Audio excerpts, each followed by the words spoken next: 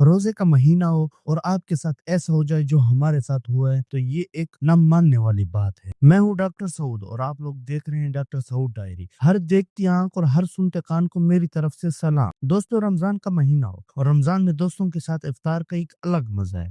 آج تو پلان ایسا بنا کہ میں اور رضوان دوست نے کہا کہ افطاری باہر کرتے ہیں۔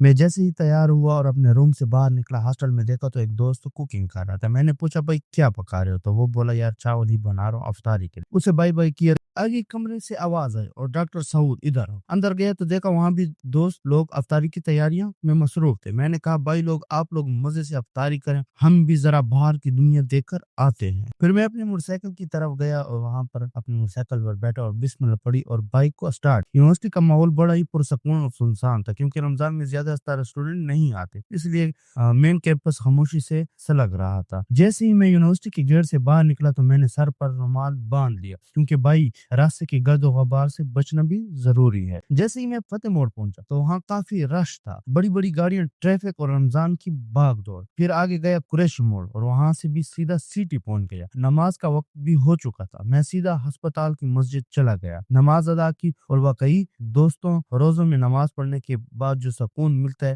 وہ کسی اور چیز میں نہیں ہے۔ نماز کے بعد ڈائریکٹ میں IDC برانچ گیا کیونکہ وہاں پر رضوان میرا دوست ریڈیولوجی ٹیکنالوجسٹ ہے۔ میں جیسے ہی اندر گیا تو وہاں دیکھا رضوان بیسمنٹ میں بیٹھا تھا۔ مجھے آواز دی کہ ادھر آؤ۔ میں وہاں پر گیا اور 5-10 منٹ گپ شپ لگائی اور پھر میں نے کہا یار افطار کا ٹائم قریب ہے، چلتے ہیں۔ پھر ہم دونوں بیٹھ گئے بائک پر اور نکل پڑے متم طیبہ کی طرف۔ اصل میں رضوان اسلام آباد سے آیا تھا اور کہہ رہا تھا یار میں نے ابھی تک متم طیبہ ٹیسٹ نہیں کیا۔ جیسے ہی ہم وہاں پر پہنچے تو انہوں نے کہا بھائی افطاری یہاں نہیں ہوتی، صرف پارسل ملتا ہے کیونکہ رمضان کے مہینے میں ہم نے افطاری سسٹم بند کیا ہے۔ ہم نے کہا یار ہم روزے دار ہیں، کوئی تو حل نکال۔ آخرکار انہوں نے کہا اچھا آپ بیٹھ جائیں۔ پھر ہم نے چاول اور بیف روسٹ آرڈر کر دیا۔ اس کے بعد میں نے رضوان کو آواز دی کہ آپ نماز پڑھے۔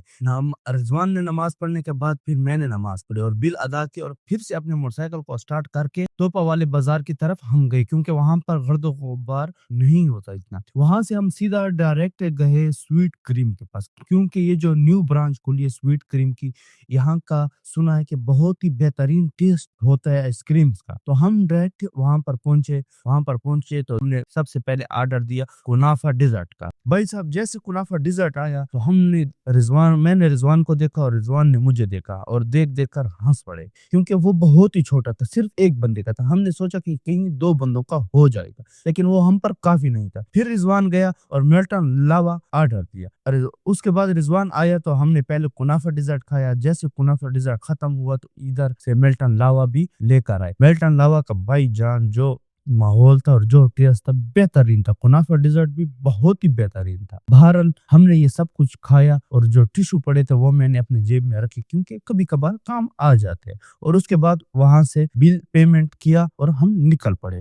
اگر آپ لوگوں کو میرا آج کا یہ ولاگ پسند آیا ہے تو میرے اس چینل کو سبسکرائب کریں اور بیل آئیکن پر ضرور لائک کریں اور دیکھیں جو بھی نیکسٹ ولاگ آئے۔